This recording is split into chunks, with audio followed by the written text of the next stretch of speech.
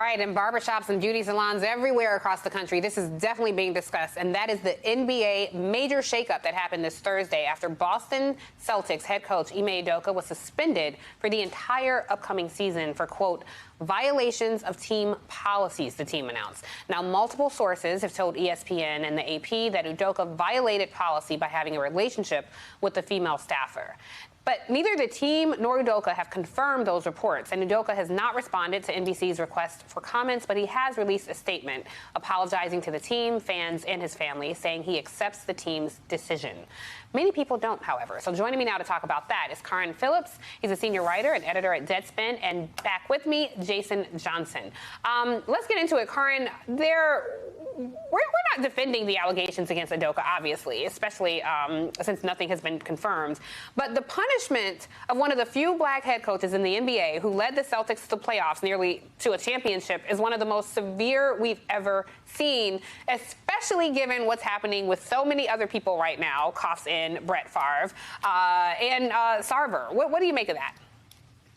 I make of that this is a situation where we have a lot of speculation, especially in the black community, as you said, in the barbershop and beauty salons, because this is about Nia Long. This is why we're interested, and this is why we want to know. But we don't know, and that is the issue here. There's so much out there that people think might have happened, but we don't know actually happened because Ime Udoka isn't talking, and neither is the Celtics, because the Celtics botched this.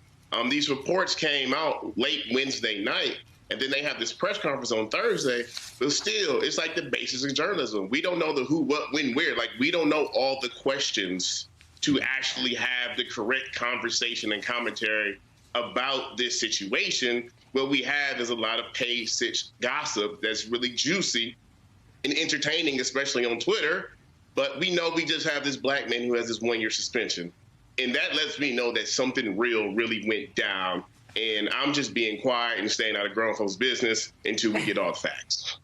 I want to toss it over. First of all, I want to say shout out to that Love Jones poster hanging in your background. But Jason has a question for you. I swear, folks are shooting more shots than Steph Curry in the last 48 hours. Come on, I gotta ask you this. The part about this story that has been fascinating to me is not just, as you've mentioned, the fact that there's so much speculation and not a lot of confirmed reports.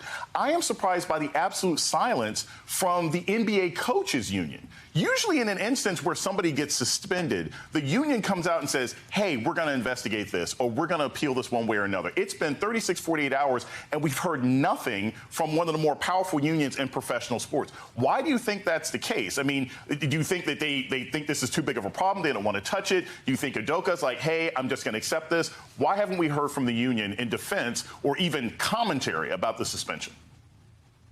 Well, like, I don't want to speak for you, but what I think you're hinting at is that half of the coaches in the NBA are black, which is a huge thing that a lot of people don't know about. But it's bigger than that, Jason. Like, the coaches aren't talking, players aren't talking, former players aren't talking, no one's talking. And that is the thing I want to keep bringing attention to, is that when something like this happens and no one talks, it's usually pretty bad. Or people have just realized they want no parts of this, and they're going pure Pontius Pilate, and they're washing their hands of it. And that should tell us all something, because as much as we want to know, trust me, I would like to know and write about this and come back on this show and talk about it for days and weeks galore. But until then, I'm going to do the thing that so many other people haven't done and just be quiet, because if everyone else who probably has this information hasn't said anything in this social media era with news breaks left and right, that has me being like, okay, like, this is really, really serious.